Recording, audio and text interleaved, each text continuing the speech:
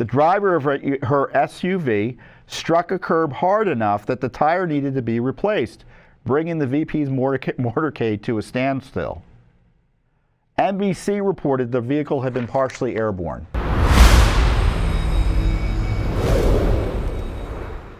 Judicial Watch has repeatedly highlighted our work on the Secret Service, even before the Trump assassination.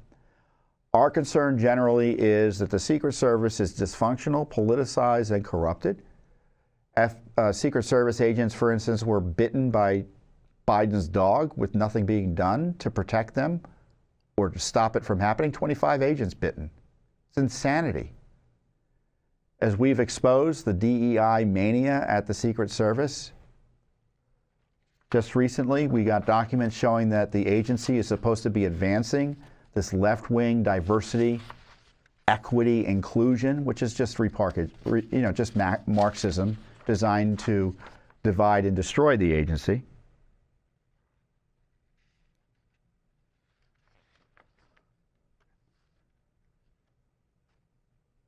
This is the quote from the document we exposed.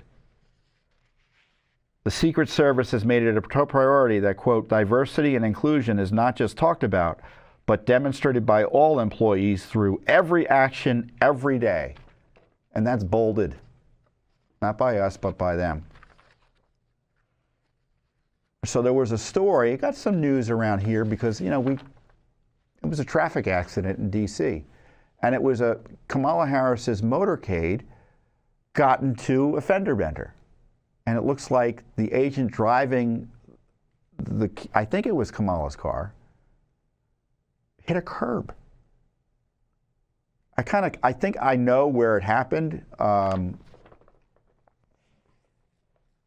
If you live in D.C., you know where it is. So I guess I'll just describe it. You can look it up on the map. Go look at the map. Look at where the vice president lives, right? And you'll see, to travel to the White House, she travels down Rock Creek Parkway. You'll see the Rock Creek Parkway near her home. And then she gets to the White House, she goes up, I think it's Virginia Avenue. And Virginia Avenue has a little bit of a tunnel, and then you come up near the White House. I think I'm describing it correctly. And it was around that area on Virginia Avenue, I think, if I recall correctly, I guess I should have looked it up before I'm talking about it live to you, that this accident happened. So we asked for documents about it. And we're getting the runaround. It's just absurd. Because our concern, unlike the left, who is only concerned about making sure that Trump is hurt, we see Trump getting hurt, and we are worried about everyone else getting hurt who the Secret Service protects because of incompetence and these DEI issues, the distractions.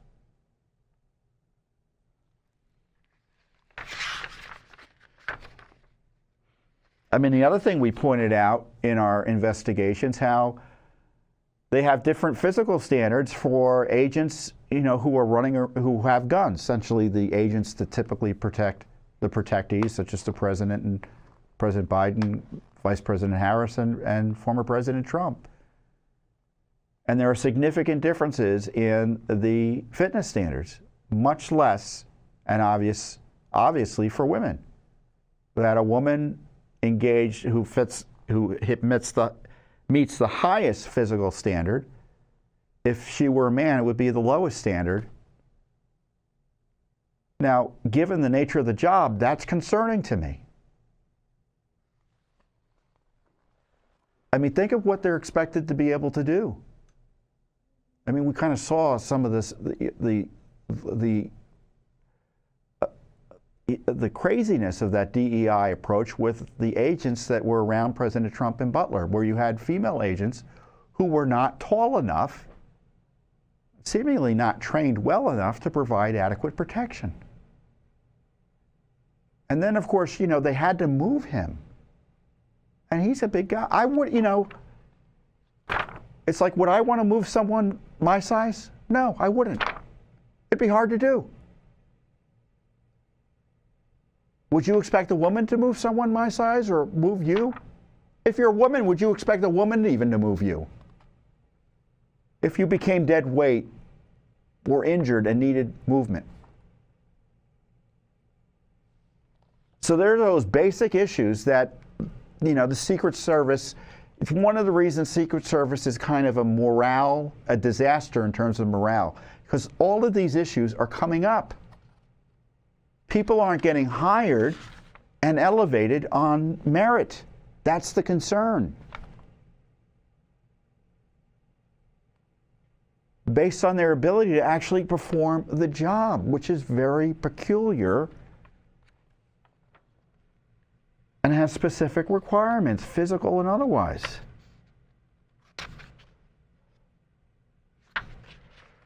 We ask for any and all emails and text messages sent to and from the members of the Vice Presidential Protection Division concerning the October 3rd, 2022 accident involving the vehicle carrying Vice President Harris and or the driving skills of the agent driving the vehicle at the time.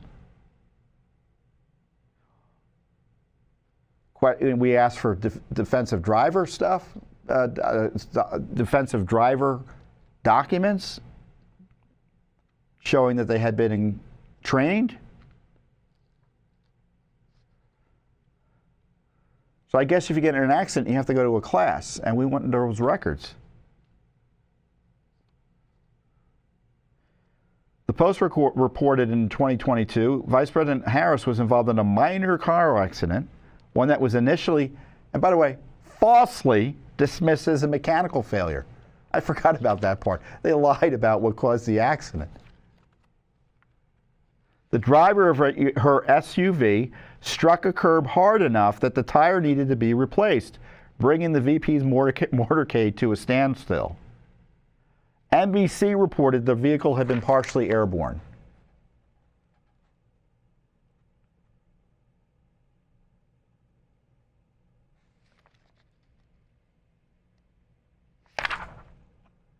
So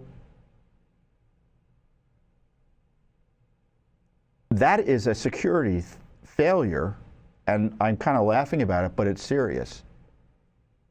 I mean, let's say the bad guys are watching where she's going, and whoever can't drive puts the motorcade, freezes it because of an accident.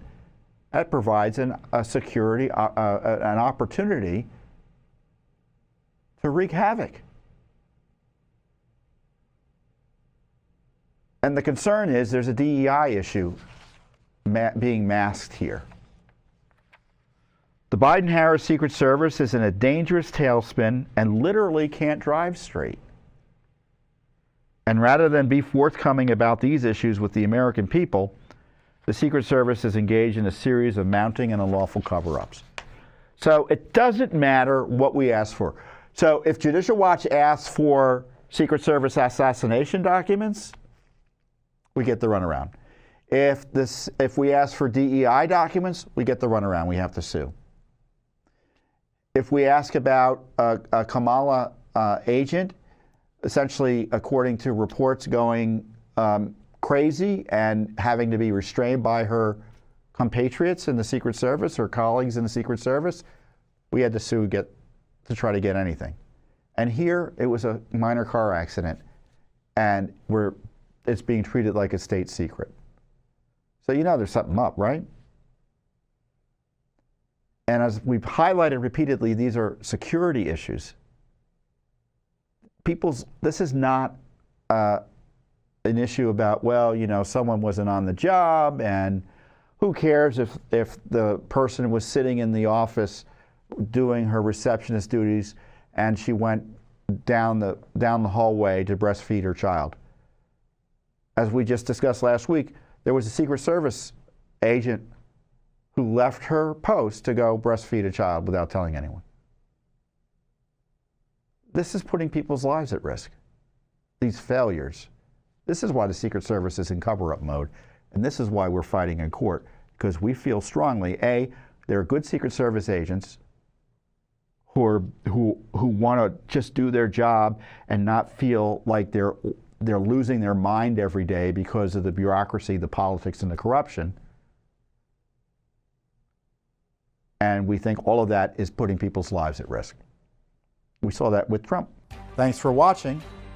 Don't forget to hit that subscribe button and like our video down below.